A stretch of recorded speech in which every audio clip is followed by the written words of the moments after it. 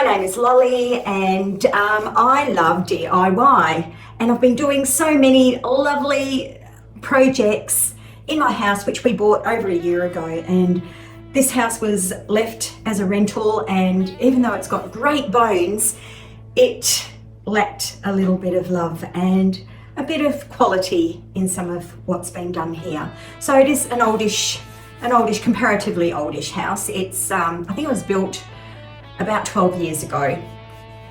So anyway, I've been having absolute ball doing all the renovations and home videos. So anyway, it always amazes me on how much paint can transform something. So it lightens, it brightens, it cleans the area or whatever you're working on. And I'm in love with paint. I've got a paint store. I've got a whole stack of paint ready to be used for all my future projects.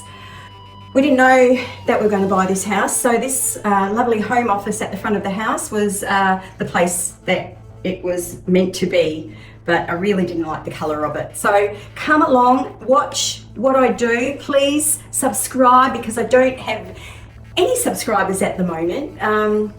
Which is sad, but I'm sure once I get some of these videos loaded up, I'm sure some of you will love what I do.